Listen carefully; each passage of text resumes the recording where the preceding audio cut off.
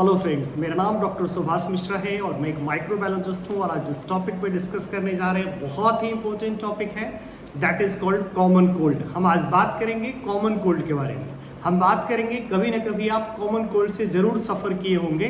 तो ये common cold की बीमारी क्या है, क्यों बार बार नाक से पानी आता है, क्यों आपके गले में दर्द होता है, तो ये सारे कॉमन कोल्ड के बाद सिम्टम्स के बारे में, कॉमन कोल्ड के कॉज के बारे में, कॉमन कोल्ड के डायग्नोसिस के बारे में, ट्रांसमिशन के बारे में, क्या प्रिवेंशन है, कैसे इसको हम घर पे ठीक कर सकते हैं, इसके क्या कॉम्प्लिकेशंस हैं, कब मुझे डॉक्टर से मिलना चाहिए, तो विस्तार से हम कॉमन कोल्ड के बारे में बात करेंगे। तो आप वीडियो में मेरे साथ बने रहिए। चलिए वीडियो को शुरू करते हैं।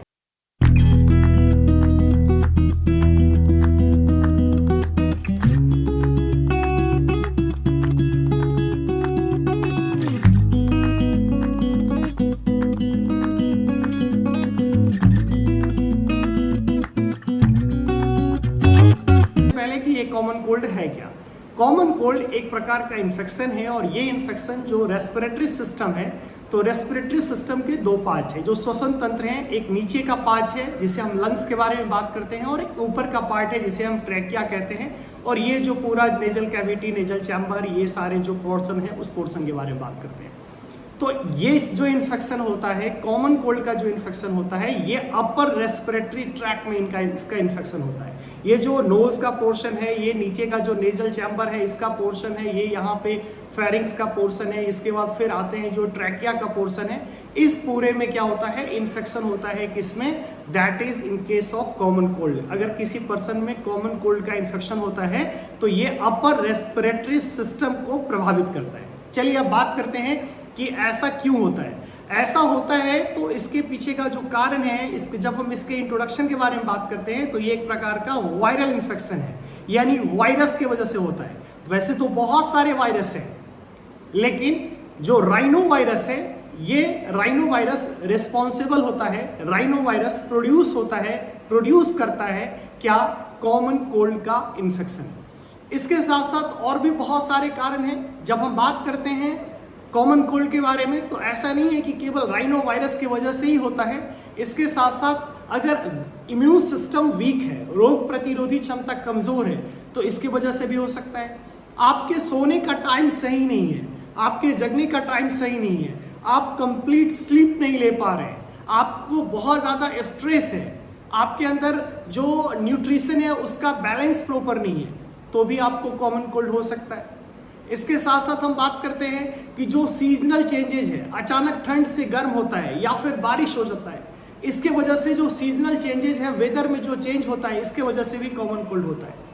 इसके साथ साथ बात करते हैं कि जो जर्म से है उसका एक्सपोजर हो जाता है। जर्म का एक्सपोजर अगर आपको हो गया है, जब आप कोई इन्फेक्टेड पर्सन के संपर्क में आ गए, इसकी वजह से भी आपको कॉमन कोल्ड का इन्फेक्शन हो सकता है।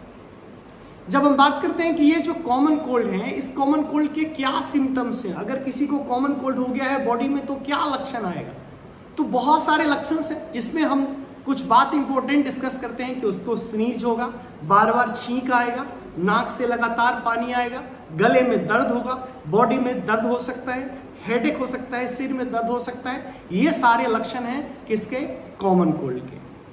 अब जब हम बात करते हैं कि इसका ट्रांसमिशन कैसे है, कैसे ये एक से दूसरे में फैलता है, तो इसके तीन तरीके हैं। Number 1 direct contact, number 2 that is airborne, और नंबर 3 सरफेस कंटामिनेशन। अगर कोई इन्फेक्टेड पर्सन है, वो खांसता है और छींकता है और उसके काफ़ी क्लोज हम हैं, तो पॉसिबिलिटी है उससे हमें इन्फेक्शन हो जाएगा।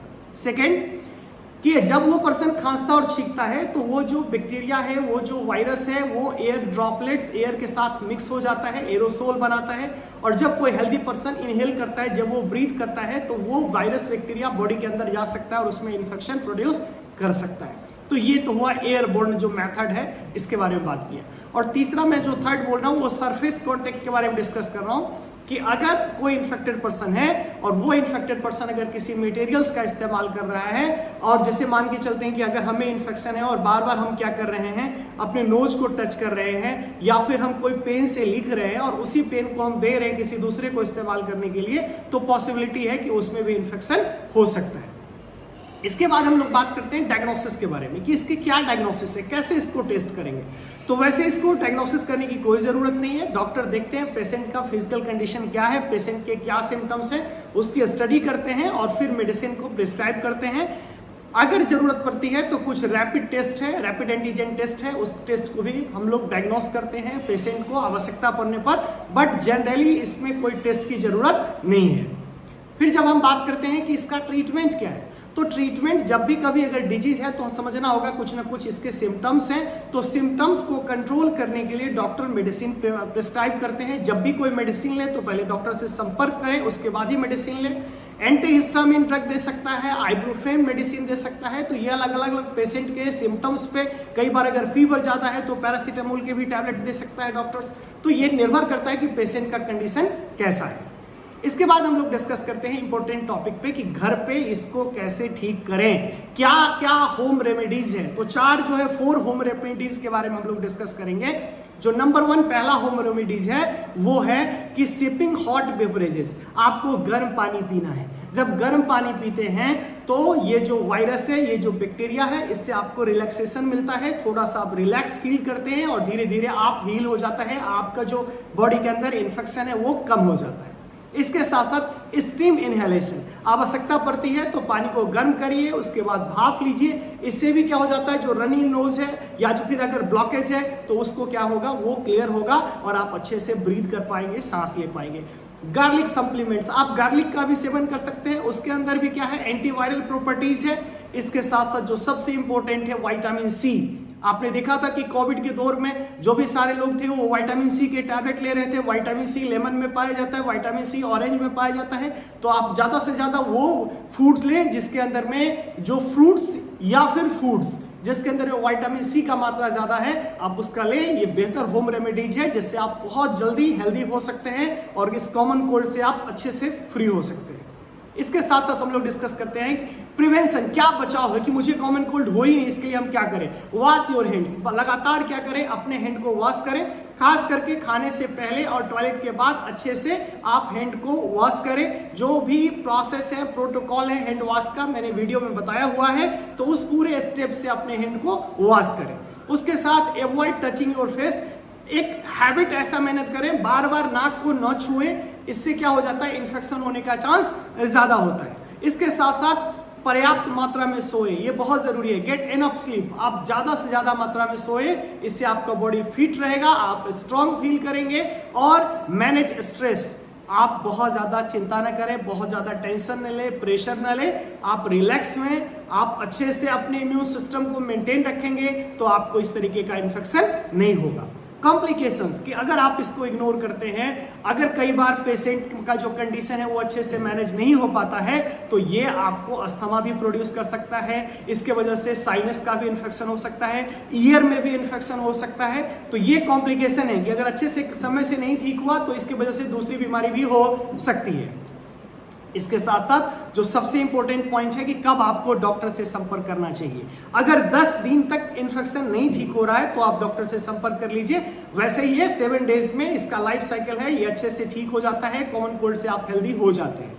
अगर लगातार कफ आ रहा है, लगातार आपको खांसी हो रही है, छींक हो रहा है, तो ऐसा हो सकता है कि कोई फर्दर दूसरा भी इन्फेक्शन हो सकता है, तो आपको डॉक्टर से मिलना चाहिए। अगर फीवर ज़्यादा हो गया है, क्रोनिक इन्फेक्शन है, लंबे समय से आपको इन्फेक्शन है, या फिर आपके बॉडी में वाटर का कमी हो गया है, डिहाइड्रेशन हो गया है, तो ये सारे भी प्रॉब्लम्स हैं। तो बेहतर होगा अगर आपको इस तरीके का इन्फेक्शन है, इस तरीके का कॉम्प्लिकेशन है, तो आप डॉक्टर से मिलें। सबसे इंपॉर्टेंट बात, ये जो कॉमन कोल्ड की बीमारी है, ये कॉमन कोल्ड की बीमारी साल में आपको इस बात को समझना होगा कि एक हेल्दी पर्सन को 2-3 बार होता है, बच्चों में इससे ज़्यादा भी हो सकता है। तो बिल्कुल परेशान होने की ज़रूरत नहीं है। इसलिए मैंने आज का टॉपिक सेलेक्ट किया। वेदर चेंज हो रहा है, बहुत सारे लोगों में सर्दी खांसी है, तो आप इस कॉमन कोल्ड से कैसे घर पे रह करके सुरक्षित रह सकते हैं और बच सकते हैं। अगर वीडियो को समझ में आए तो आप वीडियो को लाइक करें, चैनल को सब्सक्राइब करें, अपने फ्रेंड्स तक वीडियो को शेयर करें।